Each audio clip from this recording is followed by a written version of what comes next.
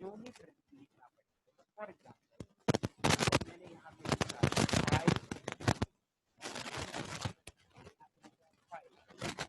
ये कैसे पता चलेगा फाइव की बात करें, फाइव मास है या फाइव वॉल्यूम है या फाइव स्पीड है, एक्सेलरेशन, फाइव है क्या, ये कैसे पता चलेगा? इसके लिए हम लोग यूनिट लिखते हैं। यूनिट लिखने से अगर हम लोगों ने 5 न्यूटन लिख दिया, इससे ये पता चल जाता है कि ये फोर्स की बात कर रहे हैं। अगर 5 मीटर लिख दिया, इससे ये पता चलता है कि हम लोग लेंथ की बात करते हैं। अगर 5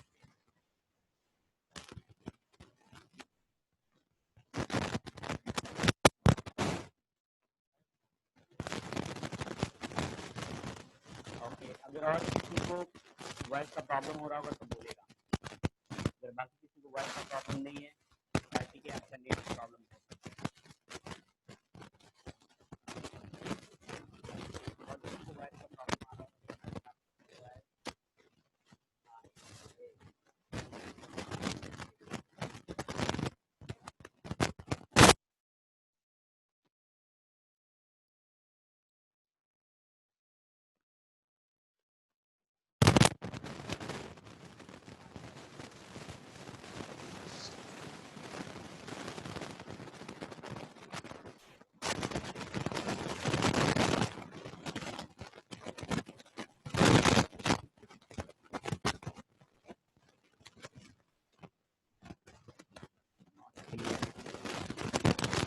ओके,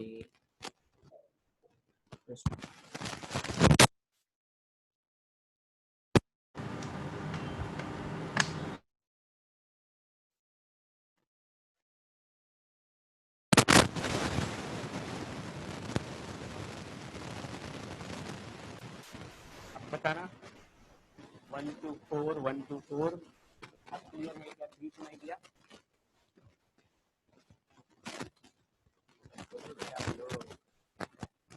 क्लियर है या ब्रेक हो रहा है? ब्रेक हो रहा है तो लगता है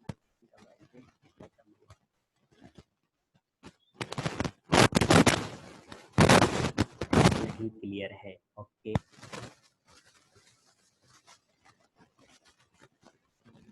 एक काम करता हूँ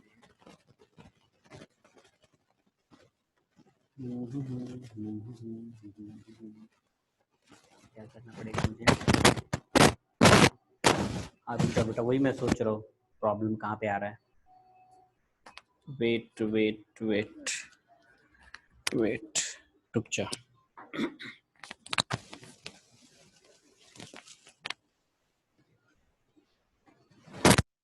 आप क्लियर है?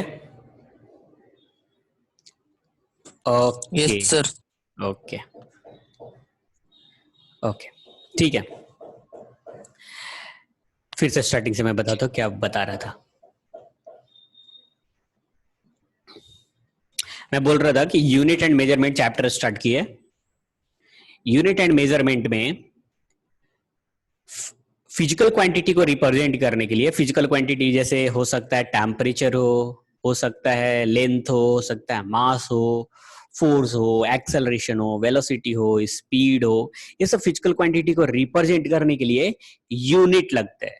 यूनिट का बेनिफिट ये है कि सपोज मान लो यहाँ पे मैंने 5 लिखा, तो ये 5 कैसे पता चलेगा कि ये कौन सा फिजिकल क्वांटिटी है? ये फोर्स है, लेंथ है, मास है, टाइम है, ये कैसे पता चलेगा? तो इसके लिए हम लोग यूनिट लिखते हैं। अगर 5 न्यूटन लिख दिया तो पता चल जाएगा कि ये फोर्स की बात कर रहे हैं। अगर 5 मीटर लिख दिया तो पता चल जाएगा कि लेंथ की बात कर रहे हैं। अगर 5 सेकेंड लिख दिया तो पता चल जाएगा कि टाइम की बात कर रहे हैं। तो इसका बेनिफिट ये हो रहा है कि यूनिट लिख देने से हम लोग को फिजिकल क्वांटिटी पता चल जा रहा है। और फिजिकल क्वांटिटी होता क्या है?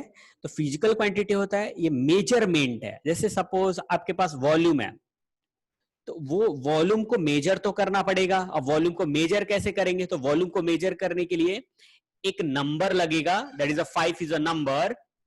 अगर मान लो कि यहाँ पे 5 मीटर क्यूब लिखा है, तो वॉल्यूम को मेजर करने के लिए एक नंबर लगेगा और एक यूनिट लगेगा, तो पता चल जाएगा कि ये वॉल्यूम है। कोई भी फिजिकल क्वांटिटी का अगर मेजरमेंट करना है, तो जैसे मैंने फोर्स की बताया तो 5 न्यूटन, तो इसको बताने के लिए एक 5 नंबर एंड एक यूनिट लगेगा। तो इससे हम लोग को फिजिकल क्वांटिटी पता चल जाएगा। ठीक है, तो फिर यहां से यहां तक हम लोग रीड करके एक बार मैं बताता हूँ, एक्सप्लेन करता हूँ। थोड़ा थ्योरेटिकल चैप्टर है तो थोड़ा रीड करते चलेंगे, थोड़ा लिखते चलेंगे, थोड़ा समझते चलेंगे। Physics is a quantitative science where we measure various physical quantity during experiment.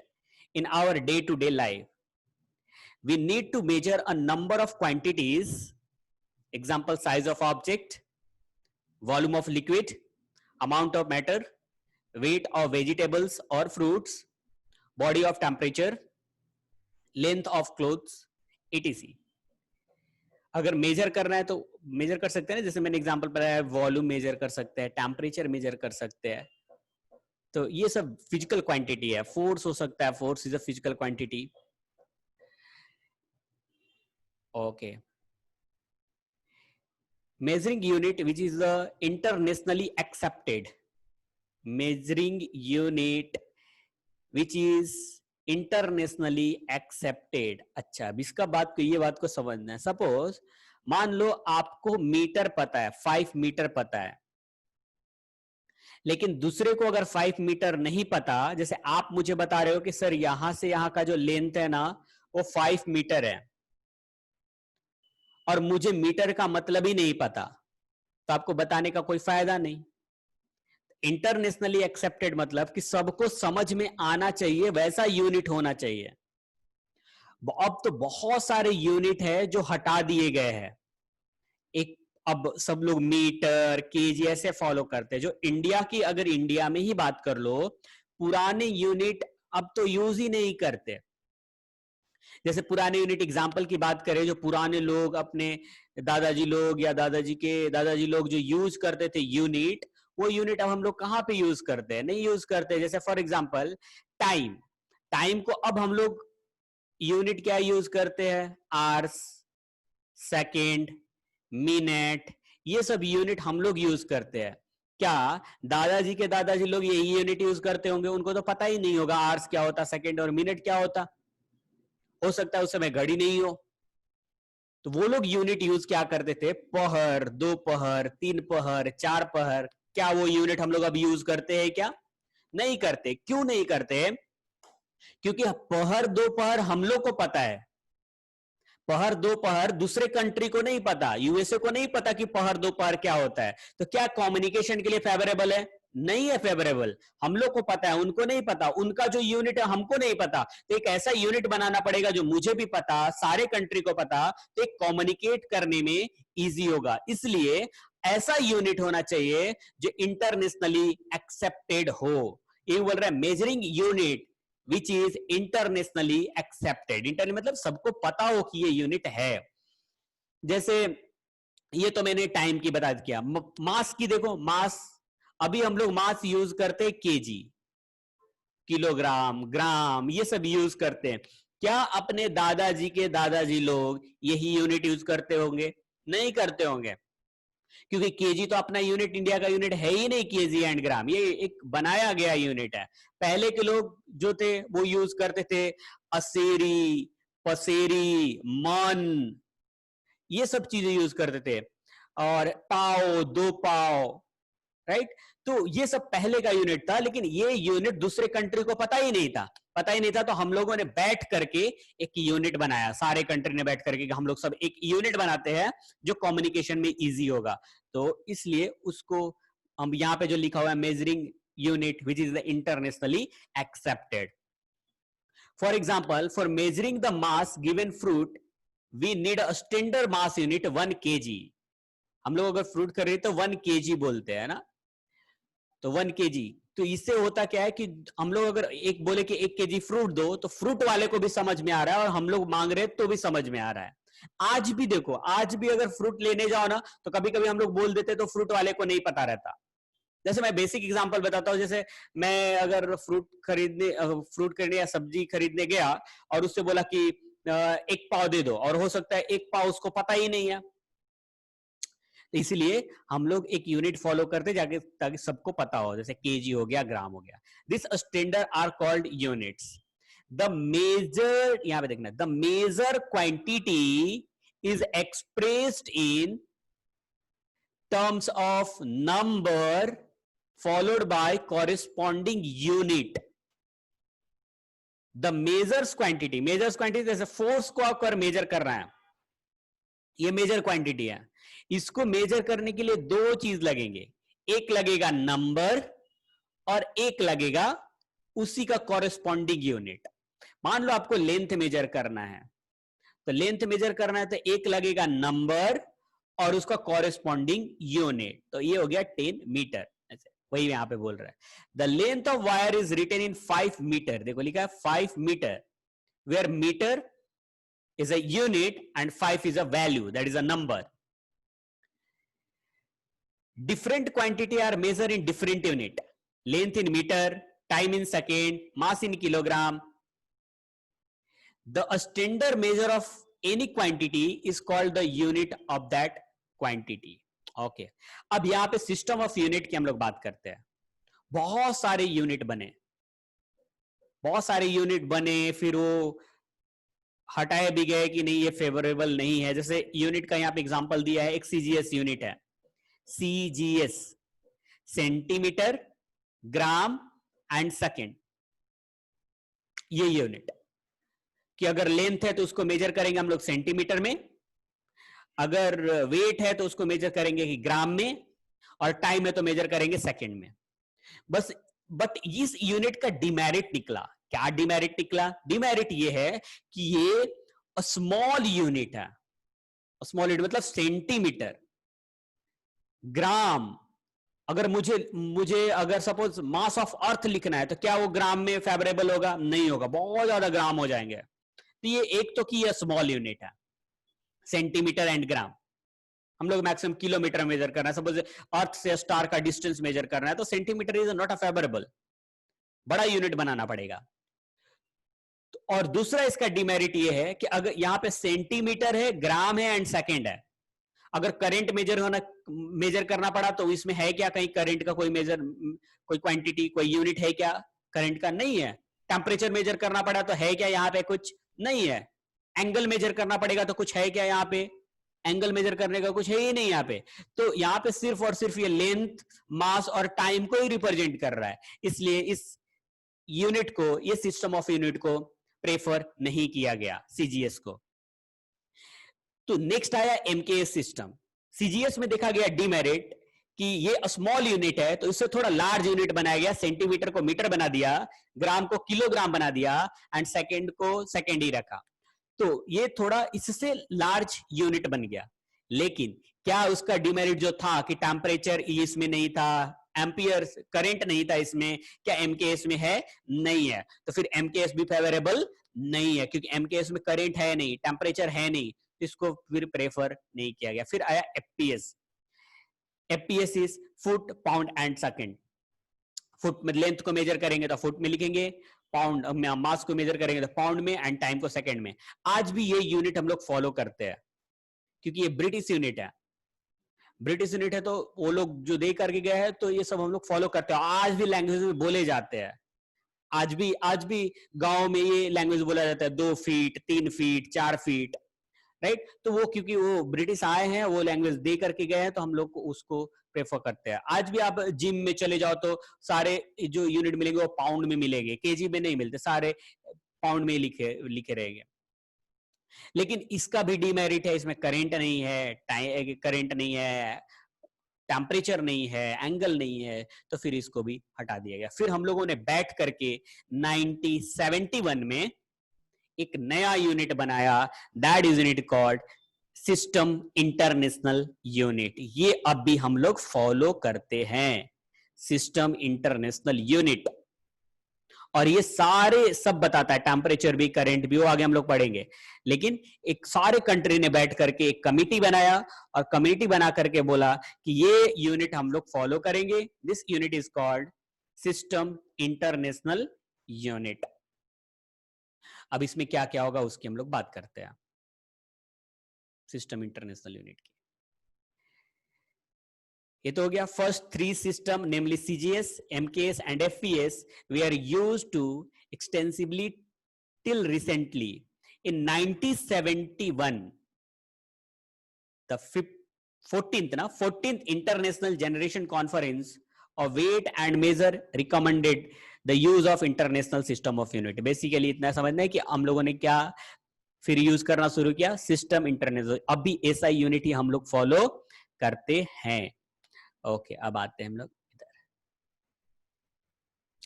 Fundamental quantity and units, इसको समझते हैं। Fundamental quantity, it is a independent quantity. ये किसी के साथ मिक्स नहीं रहेगा, किसी के साथ मिक्स नहीं रहेगा। जैसे अभी फॉर एग्जांपल, अगर सिंपल अगर मैं एग्जांपल समझाना चाहूँ, जैसे आप स्पीड का यूनिट देखो तो मीटर पर सेकेंड होता है, तो इसमें 2 यूनिट है, मीटर भी है एंड सेकेंड भी है। इंडिपेंडेंट होना चाहिए, इंडिपेंडेंट क्वांटिटी होना चाहिए, या तो मीटर या सेकेंड, उसको बोलते हैं हम लोग फंडामेंटल यूनिट। जैसे इसमें फंडामेंटल यूनिट में होता है लेंथ होता है, यहाँ पे ये सब फंडामेंटल यूनिट है, लेंथ है, मास है, टाइम है, टेम्परेचर है। इसको थोड़ा हटाता हूं मैं, यहाँ पे इलेक्ट्रिक करंट है, luminous intensity and amount of substance. तो ये सब फंडामेंटल क्वांटिटीज हैं। ये फंडामेंटल, ये लेंथ क्या है, फंडामेंटल क्वांटिटी, मास फंडामेंटल क्वांटिटीज, जो किसी पे डिपेंड नहीं करता। इसी को मिला करके दूसरे क्वांटिटी बनाए जाएंगे। और इसका जो यूनिट, जैसे लेंथ का यूनिट मीटर, मास का किलोग्राम, टाइम का second, temperature kelvin, electric current ampere, luminous intensity candela, amount of substance mole. तो ये हो गया फंडामेंटल क्वांटिटी, और ये जो इसका यूनिट है उसको हम लोग बोलते हैं फंडामेंटल यूनिट। तो what is a fundamental unit? It is a independent unit, मतलब किसी पे डिपेंड नहीं करेगा, it is a independent unit. अच्छा, दूसरा होगा डेराइव्ड यूनिट। यहाँ पे है डेराइव्ड क्वांटिटी या डेराइव्ड यूनिट की बात करें तो डेराइव्ड क्वांटिटी जो 2 और मोर फंडामेंटल क्वांटिटी से मिला बना हो, 2 और मोर फंडामेंटल। जैसे speed is a derived quantity, और इसका यूनिट हो गया मीटर पर सेकेंड। फोर्स, अच्छा फोर्स आपको ऐसा लग रहा होगा कि 5 न्यूटन है, तो न्यूटन है तो ये फंडामेंटल है? नहीं, ये फंडामेंटल नहीं है। इधर देखो तो है क्या, कहीं पे न्यूटन नहीं है ना, न्यूटन इधर नहीं, ये डेराइव्ड यूनिट है। तो 5 न्यूटन होता है आपका केजी मीटर सेकेंड -2, तो ये डेराइव्ड है, केजी भी है इसमें, मीटर भी है इसमें, सेकेंड -2 भी है, तो ये डेराइव्ड यूनिट है। डेराइव्ड यूनिट 2 और मोर फंडामेंटल यूनिट के हेल्प से मिले होंगे, बने होंगे। 2 और मोर फंडामेंटल यूनिट से मिलके बने होंगे, उसको बोलेंगे डेराइव्ड यूनिट, या फिर डेराइव्ड क्वांटिटी बोलेंगे जो 2 और मोर फंडामेंटल क्वांटिटी से मिलके बने होंगे, that is a derived quantity. Example, speed is a meter per second, acceleration is meter per second square, density अगर मान लो वॉल्यूम पूछ लिया, वॉल्यूम वॉल्यूम वॉल्यूम बोला कि डिराइव्ड है या फंडामेंटल, तो वॉल्यूम होता है, वॉल्यूम का जो यूनिट होता है मीटर क्यूब होता है, ये डिराइव्ड यूनिट है. मीटर 3 बार मिला है, मीटर मीटर मीटर ना, राइट. या फिर डेंसिटी मास बाय वॉल्यूम, तो मास भी है और वॉल्यूम भी है, तो ये सब डिराइव्ड मतलब 2 और मोर फिजिकल क्वांटिटी से मिलके बना हो, उसको बोलेंगे डिराइव्ड क्वांटिटी. अच्छा, अब बोलोगे सर आपने तो बोला कि 2 और मोर, तो यहाँ पे 2 और मोर है नहीं, मीटर है मीटर है मीटर है, क्योंकि मीटर इसको मत देखो आप, वॉल्यूम को देखो, लेंथ विड्थ इनटू हाइट ऐसा होता है वॉल्यूम. 2 और मोर fundamental quantity, that is a derived quantity. ये 3 फंडामेंटल क्वांटिटी है, length width and height. Okay, तो ये हो गया डिराइव्ड क्वांटिटी. तो अभी आपका एक काम है, आपको ये फंडामेंटल यूनिट जो है ना, फंडामेंटल क्वांटिटी, वो याद करना है. अब भी का अब भी देखते हैं किसको पहले याद हो जाता है. कैसे याद रखना है वो मैं बता देता हूं. लेंथ फंडामेंटल क्वांटिटी, उसका मास, उसका यूनिट जो है मीटर, मास का kilogram, time second, temperature kelvin, electric current ampere, luminous intensity candela, amount of substance mole. ये याद करना है फटाफट जल्दी. अच्छा, वेरी गुड. अगर किसी को याद है, वेद को याद है शायद, अब भी याद करना बेटा, अब भी. अच्छा, और किसी को याद हो गया, क्या बात है, किसको याद हो गया, कार्तिक है, वेरी गुड. याद कर लो फटाफट, सारे सभी लोग याद करेंगे. ये बहुत इंपॉर्टेंट है ना, फंडामेंटल नेट. लेंथ तुम याद रहे, length mass time temperature electric current luminous intensity and amount of substance. Very good. और किसी को तो याद हो गया. मैं पूछने वाला भी हूँ, किसी को बोलूंगा माइक्रोफोन ऑन करो और फिर मैं आपको बोलूंगा कि बोलो. राज याद हो गया, वेरी गुड. जे वर्डन, वेल डन.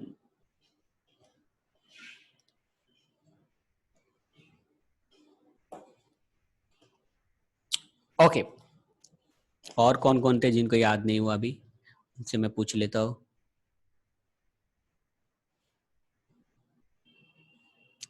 सम्मित, वेरी गुड. अवी, प्रणव,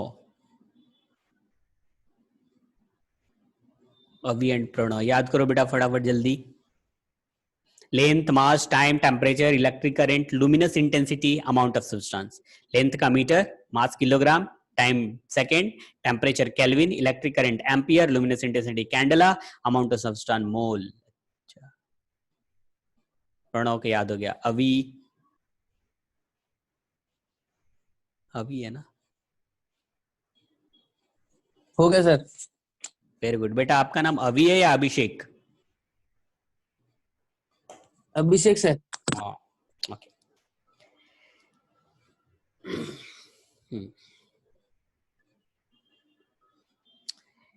ये हो गया आपका डेराइव्ड. डेराइव्ड क्वांटिटी बोल रहे हैं, देखो यहाँ पे एसआई यूनिट ऑफ वेलोसिटी लिखा है ना, displacement divided by time metre per second. तो ये हो गया आपका डेराइव्ड यूनिट. आगे हम लोग बढ़ते हैं.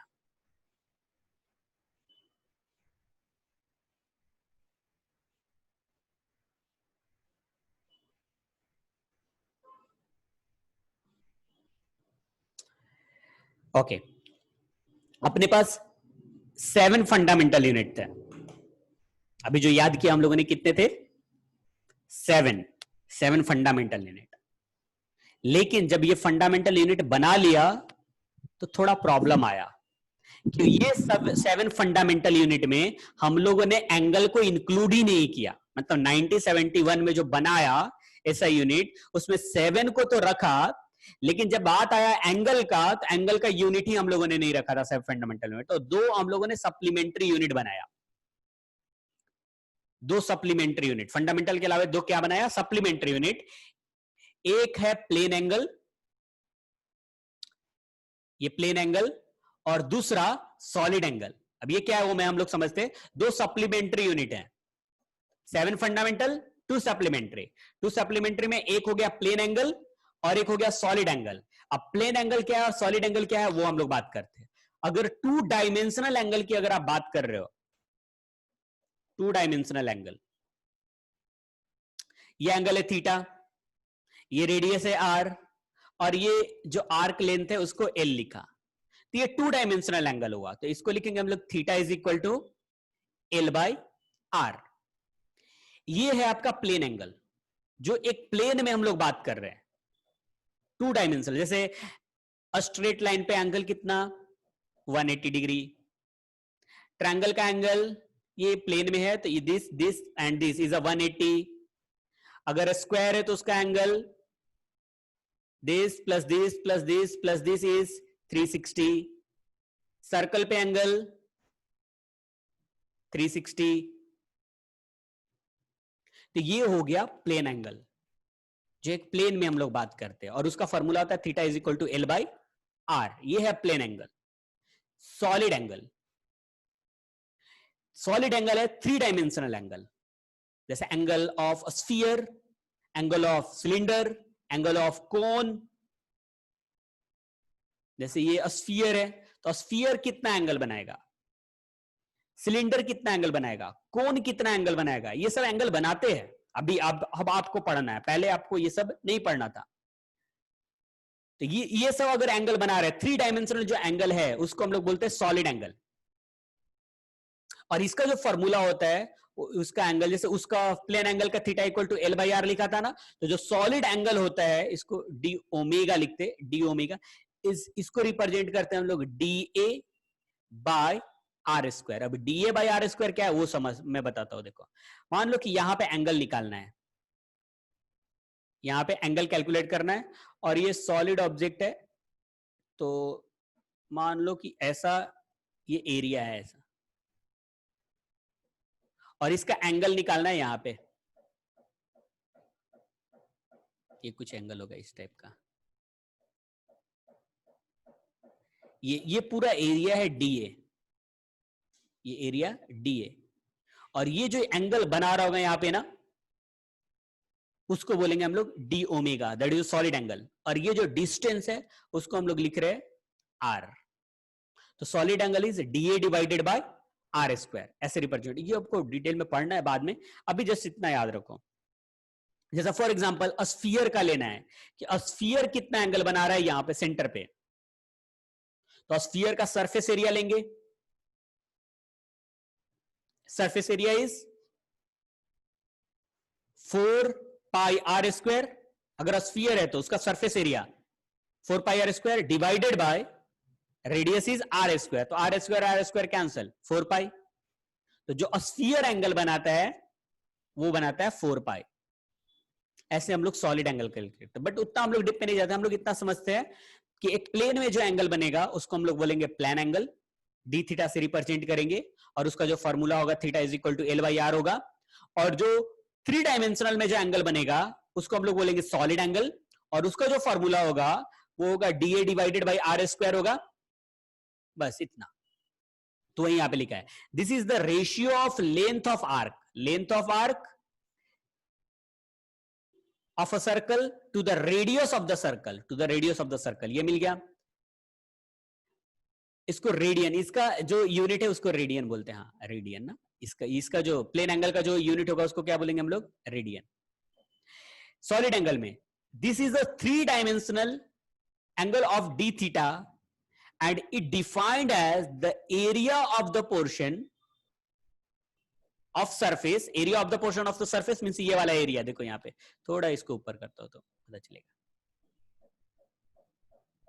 हाँ, ये जो एरिया है इसका, ये एरिया और ये वाला डिस्टेंस का स्क्वायर, वही वो यहाँ पे बोल रहा है।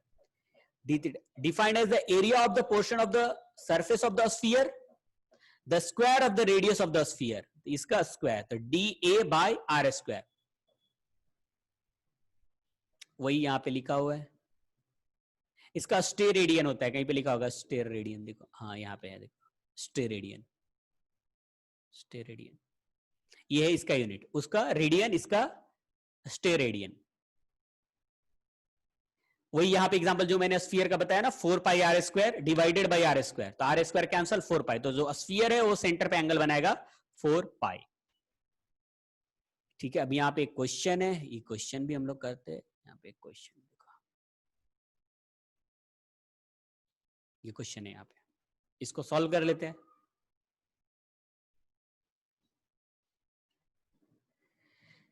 क्वेश्चन बोल रहा है what is the solid angle subtended by the moon at any point of the earth given the diameter of the moon is 3474 kilometer and its distance from the earth is this.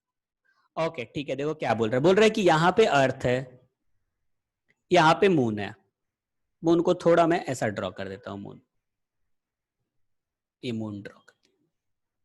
बोल रहा है कि ये जो moon है अर्थ पे कितना angle बना रहा है, कितना एंगल बना रहा है, तो इसको यहां से ऐसा ड्रॉ कर दिया, ऐसे ये ड्रॉ कर दिया ऐसे। मून तो सॉलिड होगा, मतलब 3 डायमेंशनल होगा, तो सॉलिड एंगल आएगा यहां पे, सॉलिड एंगल आएगा, तो ये होगा डी ओमेगा। कितना एंगल बना रहा है वो देखना है, तो d omega is equal to d A by are square. अब एरिया चाहिए हम लोग को, अगर इसको ओमेगा लिखे, ओमेगा, तो एरिया चाहिए, ये पूरा इसका एरिया, मतलब मून का सरफेस एरिया। मून तो स्फीयर जैसा होगा, तो 4 pi are square divided by distance R square. इसका जो सरफेस एरिया होगा 4 पाई आर स्क्वायर होगा, और डिवाइडेड बाय ये वाला डिस्टेंस आर है, तो आर स्क्वायर लिख लिया। अब सबका वैल्यू पुट कर लेना है बेटा सिर्फ, बस 4 पाई का वैल्यू 3.14, रेडियस ऑफ मून, ये डायमीटर ऑफ द मून दिया हुआ है, ये diameter of the moon is 3474 into 10⁻³ metre. Metre में लिखा, ये किलोमीटर लिखा हुआ है ना, तो मीटर में लिखा तो 10⁻³ लिखा मीटर। अगर रेडियस में अगर चाहिए होगा तो हाफ हो जाएगा इसका, 3474 बाई 2 इंटू 10⁻³ जो भी आए, ये डिवाइड करने के बाद कितना आएगा, 1.7 अप्रोक्स कुछ ऐसा आएगा, 17 समथिंग। तो यहाँ पे वैल्यू पुट कर लेंगे, मैं यहाँ पे लिखता हूँ बेटा, देखो यहाँ पे 4 इंटू है, 4 इंटू 4, ये 4 था, इंटू 3.14 इंटू रेडियस ये वाला मिला, ये वैल्यू, तो 3474 by 2 into 10⁻³ divided by distance, ये वाला डिस्टेंस यहां पे दिया है 3.84 इंटू 10⁻8, 3.84 इंटू 10⁻8 का स्क्वायर। ये सॉल्व करना पड़ेगा, ये एंगल आ जाएगा, ये एंगल आ जाएगा। इसका सॉल्यूशन भी दिया ही होगा, मैं दिखा देता हूं आपको।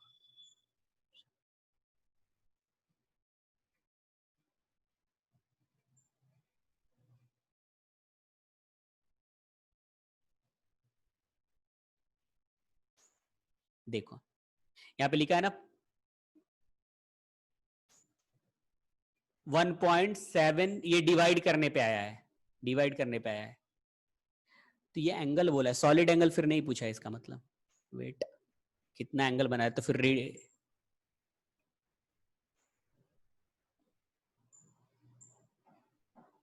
अच्छा एरिया लेना था ना, okay okay okay okay okay बेटा, okay okay, wait wait wait wait wait, इसका एरिया लेना है सिर्फ, ठीक है ठीक है ठीक है।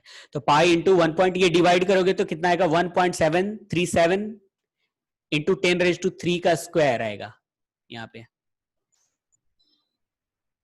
इसको मैं मिटा के फिर से लिखता हूँ, इसको डिवाइड करने के बाद आएगा ये वाला वैल्यू, ये जो 3474 डिवाइडेड बाई 2 करेंगे ना, तो ये देखो यहाँ पे आएगा 1.737 इंटू 10⁻³ का स्क्वायर, यहाँ पे स्क्वायर लिखना पड़ेगा, तो ये हो गया पाई इंटू 1, इसको डिवाइड करेंगे 3474 डिवाइडेड बाई 2 इंटू 10⁻³ का स्क्वायर डिवाइडेड बाय डिस्टेंस कितना 1 पॉइंट समथिंग 3.84 है यहाँ पे दिया 3.84 इंटू 10⁵ है यहाँ पे 8 दिया था ना क्वेश्चन में तो 8 था वेट रुक जा चेक करने दो क्वेश्चन में तो कुछ 8 दिख रहा है मुझे हाँ 8 ही दिख रहा है ना आपको भी हाँ 8 दिख रहा है मुझे तो 8 है वहाँ पे प्रिंटिंग मिस्टेक हुआ होगा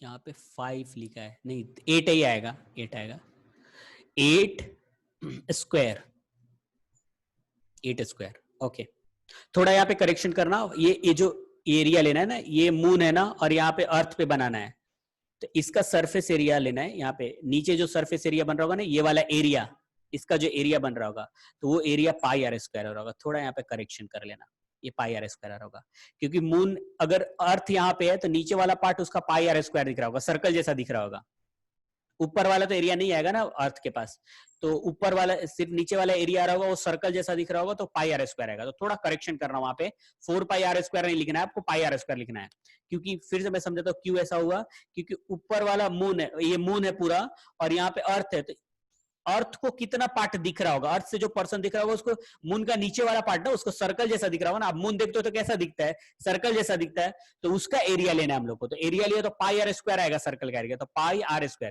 3474 डिवाइड बाय 2 को डिवाइड करेंगे तो यह आ जाएगा 1.737 इंटू 10⁻³ का स्क्वायर डिवाइडेड बाय 3.84 इंटू 10⁸ आएगा यहाँ पे प्रिंटिंग मिस्टेक है ये 8 आना चाहिए यहाँ पे ये कैलकुलेट करेंगे तो फिर ये कैलकुलेट करना ये आंसर पे मत जाना फिर आप इसको कैलकुलेट करना तो ये आंसर आ जाएगा आपका ठीक है तो ये हो गया क्वेश्चन तो सिंपल सा कितना था एरिया डिवाइडेड बाय आर का स्क्वायर करना था नेक्स्ट आते हम लोग यूनिट को लिखेंगे कैसे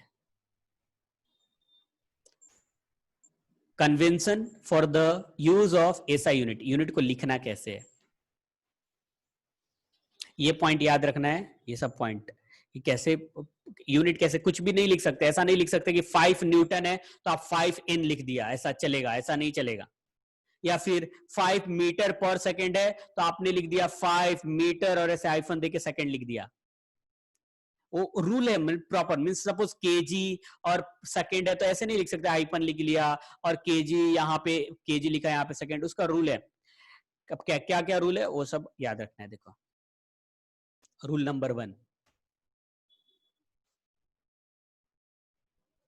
unit of every physical quantity should be represented by its symbol जैसे न्यूटन in second ऐसे full name of unit always start with a small letter if the name is after a person जैसे for example अगर Newton है 5 Newton force Newton है और Newton scientist का नाम है तो अब यहां पे न्यूटन लिखना है अगर आपको पूरा नाम न्यूटन का लिखना है आपको तो आप स्मॉल से स्टार्ट करोगे न्यूटन ये करेक्ट है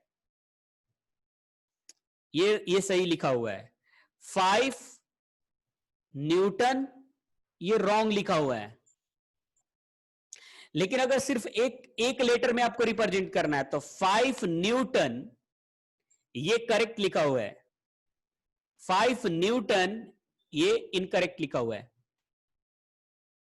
तो अगर साइंटिस्ट या पर्सन के नाम से है अगर पूरा नाम लिख रहे हो तो स्मॉल से स्टार्ट करो अगर सिर्फ एक लेटर से रिप्रेजेंट कर रहे हो आप तो कैपिटल से जैसे जूल साइंटिस्ट का नाम है तो अगर सपोज 10 जूल कैपिटल एक लेटर से लिख रहे हो तो कैपिटल लेकिन अगर 10 पूरा नाम लिख रहे हो आप तो ये स्टार्ट करोगे आप स्मॉल से JOULE ऐसे ठीक है तो ये रूल फिर से हम लोग नेक्स्ट लेक्चर में कंटिन्यू करेंगे यहां तक समझेंगे आज इतना ही करते हैं thank you so much thank you